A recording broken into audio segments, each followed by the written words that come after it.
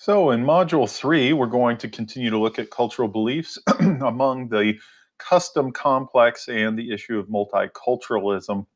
And I should say from the get go here, I tried to embed a video and hadn't had a lot of success. So, I'm going to have to go to a internet browser to show it. And so, there's going to be just a few less than smooth transitions between those screens in a little bit here. So, just kind of give you a heads up and little tolerance in regards to that. So let's talk about what exactly do we mean by a custom complex. And so you can see here's a definition from back in 1953, where it's the customary practice and the beliefs, values, sanctions, rules, motives, and satisfactions associated with it. And that's been updated around the year 2000, 1998. The center that custom complexes are at the center of cultural psychology, and this examines human development from a perspective combining both psychology and anthropology. So, what do we mean when we talk about custom complex? Well, it is a practice in a culture and cultural beliefs that provide the basis for that practice. So, let me give you an example that would hopefully give you a better idea what we mean by custom complex. So, the idea of dating. Okay, so dating reflects a cultural belief that adolescents and emerging adults should be allowed to have some sort of substantial degree of independent leisure time, and also leisure time that can be between the two sexes. So, underlying some of this custom complex is the belief that young people should have the right to choose for themselves people who they wish to have intimate relationships. And we certainly believe that. And that's not a universal, that is a cultural value that most of us in the United States here have.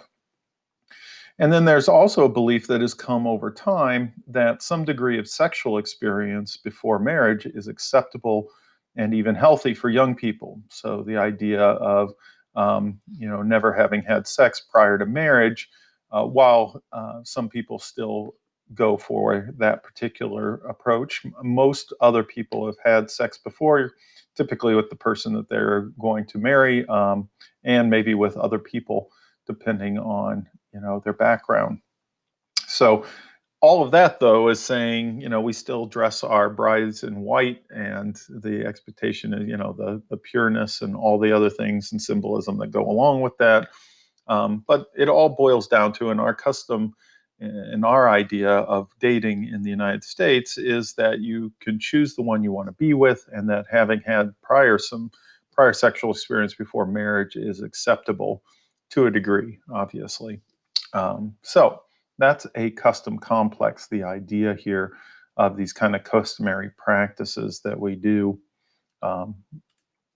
So when we live in America, we have majority and minority cultures. One of the things, and this goes back to the last module, is that cultural beliefs of American minority cultures tend to be a little more collectivistic and less individualistic than those of the majority culture. And once again, a lot of our minority cultures tend to be ones that are more impoverished on average than the majority culture, white culture, meaning that people need to depend on one another to be able to make it. I almost view, this is my own opinion here, but I almost view that individualism and individualistic kind of approach to things is a bit of a luxury. And that if you happen to live in a society that is affluent enough and has enough things to allow us to operate on our own, then we can engage in more individualistic kind of mindsets. But the moment that we have a lot of adversity and have to depend on others, we're going to see more collectivistic kind of tendencies. And that's just the trend I've seen over time. So what happens when the socialization of young people experiences is not consistent across sources? And I think we ran into that in the last module when we saw the Australian Aborigines with the law and a collectivistic mindset, and yet they live in a majority culture in Australia that's very individualistic, much like what we have here in the United States. So, talking about the majority culture clash of like people in the United States and then minority cultures, is where this video is going to come into play. This is Amy Chua, and she had really a lot of controversy in regards to this kind of tiger mom parenting or tiger parenting. And she kind of espoused that Asian parenting styles were more intense and the stuff that the majority culture in the United States did was too soft on individuals, and that raised quite a stink probably about 10 years ago. And so this is an interesting video. This is the one I'm going to swap out for. And I want you to pay attention because it also goes to your second CI assignment, and you're going to be reading a little more detail about that. So let's go ahead and exit out of this and get into, okay, do that. And here is the video. This is a short 6-minute video, and then we'll get back into the lesson here. So this is the Amy Chua lesson. Let me go back here. Attention of parents all across the country. From the cover of Time magazine to the bestseller lists, Amy Chua's book, Battle Hymn of the Tiger Mother, about strict Asian parenting has exploded. Now, our Juju Chang sat down with the author to talk about this uproar. There's a lot of controversy. Robin, I call myself a tiger cub because I was raised by tiger parents. I think you were too. Oh, my parents were very strict. Right. Very loving, but very strict. Loving but strict. No play dates, no slumber parties. And that's part of the controversy. But is this style of uber tough love parenting actually good for kids? I always swore I would never raise my kids that strictly. But when I spoke to Amy Chua about the controversy caused by headlines like Chinese mothers are superior, she says she's been misunderstood.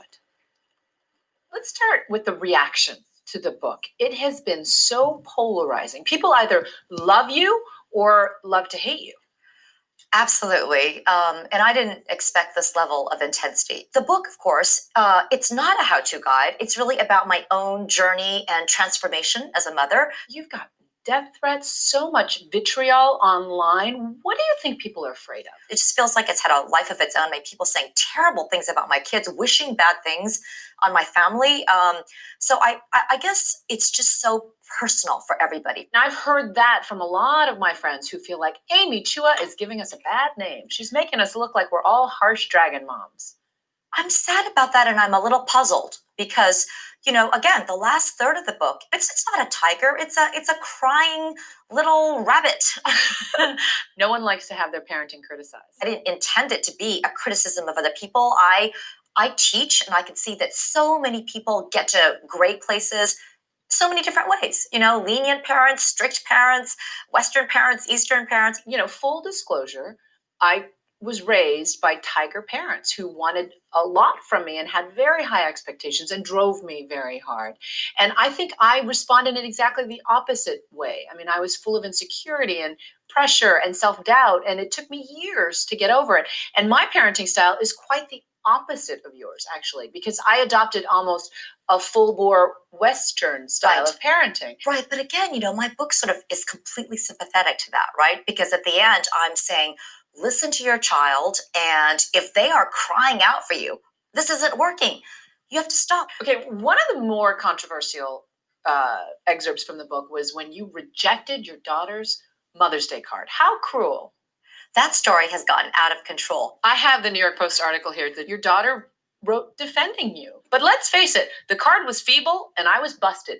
If I actually tried my best at something, you'd never throw it back in my face. Never. Both my daughters know that if they really, really put their best effort, then that's good enough for me. So you're not saying if you don't get an A, I won't love you? Oh, are you kidding? I don't care about the A. It is like, I believe in you so much. I love you more than anything, but I'm going to stick with you.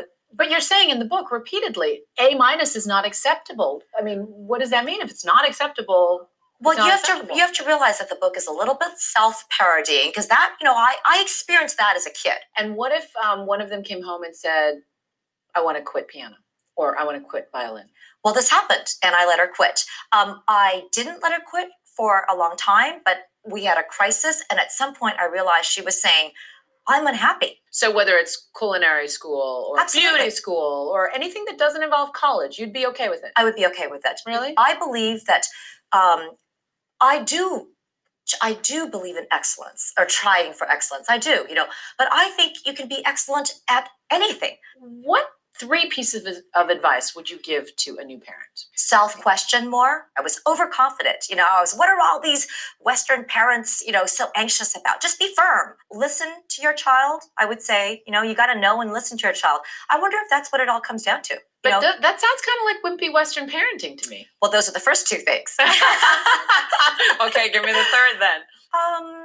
Don't assume your child is weak. If you, your parent, assume that they can't take anything, what kind of signal are you sending them? My daughter, Lulu, came back with a bad math test when she was about 10, and she said, I hate math, I'm bad at math. I didn't accept that. I said, I am making these practice tests, and I hand wrote them, and I drilled them with her for a week, and the next test, she did really well, and guess what? She decided she didn't hate math, and then her friends started calling her a math whiz, and now math is one of her favorite subjects. You know what's so fascinating about this is I don't know whether to be repulsed by that or completely jealous that you were able to. It can be both. It can be both, and maybe it is both. Maybe that's why you're getting such a strong reaction.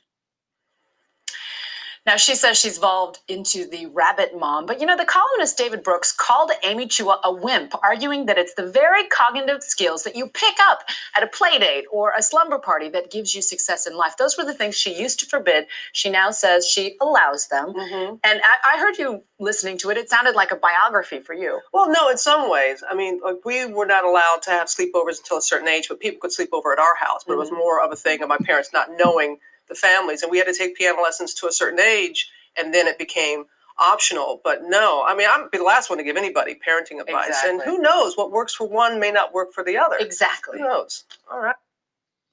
Okay, so that was an example of kind of minority parenting style and different from a majority culture, and some of the issues that people have to deal with when you're going in between these 2 styles. So let me go ahead and real quickly here. Okay, and all right, so we're back.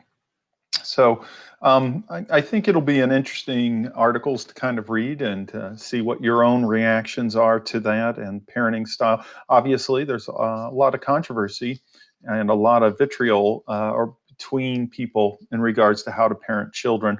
All you got to do is go on some of they call them mommy blogs, and people who get chastised for picking one particular parenting way of parenting than others, and kind of the reactions that they get and the guilt that they're given. So it's kind of interesting. So let's look at some of the cultural differences as far as valuing the family as a residential unit for immigrants.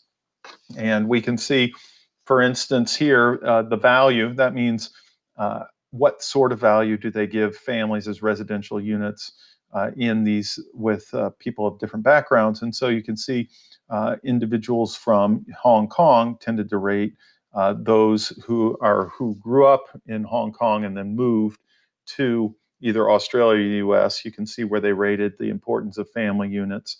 And then the first generation, you can see it declined a little bit. By the second generation, it got much lower. And you can see still a little bit higher of a value than what we see in kind of more native or white Americans and Australians. But the whole trend line here is that the longer you're in the USA or Australia, the less that family is valued as a residential unit. And so you kind of heard in that debate there with Amy Chua and the reporter that, the reporter had a similar background, but chose to embrace more the westernized kind of typical parenting as opposed to what we saw with the Amy Chua there.